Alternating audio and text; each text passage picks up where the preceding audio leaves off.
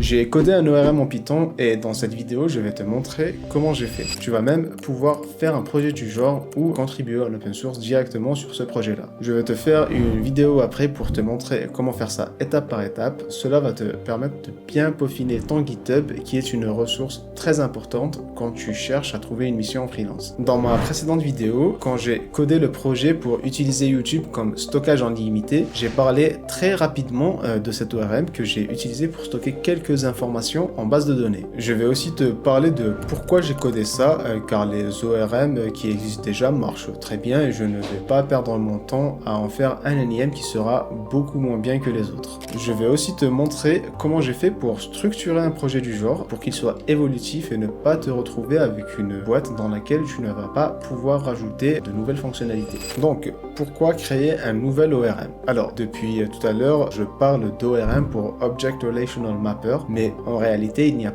pas trop la partie relationnelle avec tout ce qui est foreign key dedans. Ce n'était pas du tout dans mon besoin initial. Mon besoin initial, c'était vraiment d'avoir de la persistance de données tout en étant flexible et en gardant la puissance des bases relationnelles. Sur des petits projets que je fais en Python, j'adore utiliser les data classes pour bien modéliser mes données. Le souci, c'est que je me retrouve souvent à sauvegarder mes données dans un fichier JSON ou à installer un ORM pour utiliser une base de données et réécrire mes modèles pour qu'ils fonctionnent avec l'ORM. Il y a aussi la possibilité d'utiliser du SQL directement, mais franchement j'ai toujours la flemme d'écrire les requêtes de création de tables. Je trouve que c'est redondant avec les modèles en Python. Donc mon besoin, c'est quoi exactement? C'est de continuer à utiliser les data classes comme si de rien n'était. En gros, je commence à développer mon script comme j'ai l'habitude de le faire, et à un moment, si j'ai besoin d'un ORM, hop, je peux le plug instantanément sans rien changer sur mon script. Deuxièmement, je ne veux pas avoir à transformer en dictionnaire pour sauvegarder dans un fichier JSON. Je veux aussi avoir la puissance de requêtage d'une base relationnelle. Si je me retrouve avec plusieurs tables et que je veux faire des joins ou des requêtes plus complexes, eh ben je pourrais le faire en SQL. Et pour finir, je ne veux pas avoir à écrire les requêtes de création de tables. Maintenant, je vais te montrer à quoi tout cela ressemble quand on l'utilise, puis je vais aussi te montrer comment j'ai structuré le projet. Mais avant ça, si tu aimes ce genre de vidéo où je parle de projet et je montre du code à côté, je vais le faire juste après.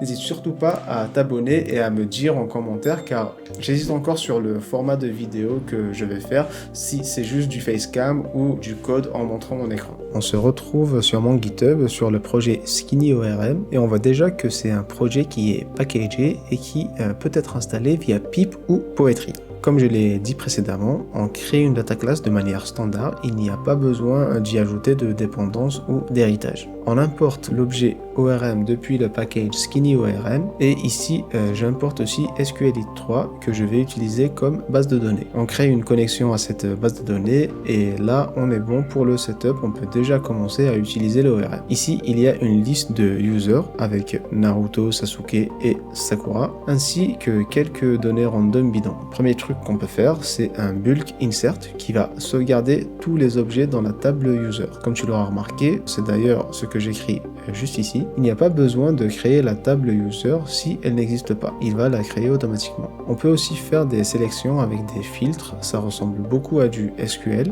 Il faut juste que les requêtes se terminent par .first ou .all pour savoir si on ne récupère qu'un seul objet ou bien une liste de résultats. On peut aussi faire des updates, des bulk updates ainsi que des deletes que je n'ai pas mis ici en exemple. Tu peux installer le package et le tester et me faire des retours ou même faire des PR pour l'améliorer si t'es chaud. De toute façon, je vais te faire une vidéo pour te montrer étape par étape ce qu'il faut faire pour contribuer. Pour la structure du projet, tu l'as sûrement déjà remarqué sur ma précédente vidéo, mais moi j'utilise beaucoup Poetry. Franchement, si tu veux packager et publier tes projets, utilise Poetry car ça te simplifiera énormément le travail. Sinon, tout commence par une abstract base class que j'ai nommée base ORM.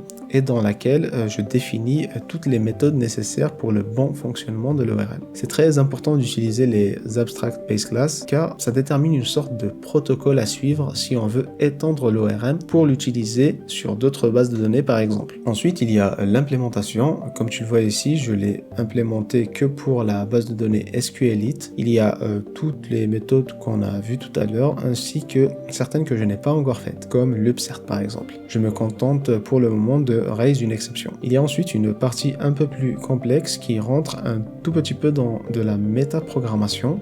Je m'explique. Si tu regardes cette query sur la méthode where, tu remarqueras que ce n'est pas des paramètres qu'on passe à cette méthode, mais une comparaison. Si tu es un peu à l'aise avec du Python standard, tu sais que cette comparaison renvoie automatiquement un booléen. C'est donc soit true, soit false. Et avec ce type d'information en input, il est impossible de savoir quelle donnée récupérer de la base juste en ayant true ou false en entrée. C'est pour ça que dès que l'ORM utilise un modèle, il lui rajoute en cachette des attributs spéciaux dans lesquels sont implémentés ce qu'on appelle en Python les Magic Methods. Pour expliquer rapidement sans rentrer dans les détails, ces Magic Methods permettent de dire à Python ce qu'il doit faire quand on utilise certaines opérations entre les objets. Exemple, on reprend notre modèle user de tout à l'heure. Qu'est-ce qui se passe si on instancie deux objets user et qu'on fait user1 plus user2? Eh bien, ça va renvoyer une erreur car Python n'a aucune idée de ce qu'il doit faire avec ces deux objets. Est-ce qu'il doit additionner l'âge ou bien concaténer les noms? Aucune idée. Par contre, si on implémente dans notre classe user la méthode add, là, on peut lui dire que quand tu additionnes deux objets de type user, tu vas me renvoyer l'addition de leur âge. C'est ce que j'ai utilisé pour pouvoir récupérer les informations nécessaires pour implémenter les bonnes requêtes. Et pour finir, la toute dernière partie qui est l'objet principal ORM qui prend en paramètre la connexion à la base de données et instancie automatiquement le bon ORM en fonction du nom de la connexion. Une des parties dont on parle rarement mais qui est hyper importante, c'est les tests unitaires. Moi qui étais très sceptique sur les TDD, les Test Driven Development, où en gros ça consiste à écrire ton test avant ou en même temps que tu implémentes ta fonctionnalité, je me suis retrouvé sans faire exprès à faire du TDD. C'est-à-dire que j'écris le test avec la syntaxe que j'aimerais avoir sur mon ORM, puis j'essaie d'implémenter de telle sorte que cette syntaxe fonctionne correctement. Donc voilà, je crois qu'on a fait le tour. Franchement, je t'invite vraiment à faire des projets du genre car il y a un sentiment très satisfaisant de faire un projet, créer un outil et le réutiliser plus tard sur d'autres projets. D'ailleurs, si tu veux un exemple de projet dans lequel j'utilise ça, tu peux regarder cette vidéo qui s'affiche juste à côté. Allez, salut!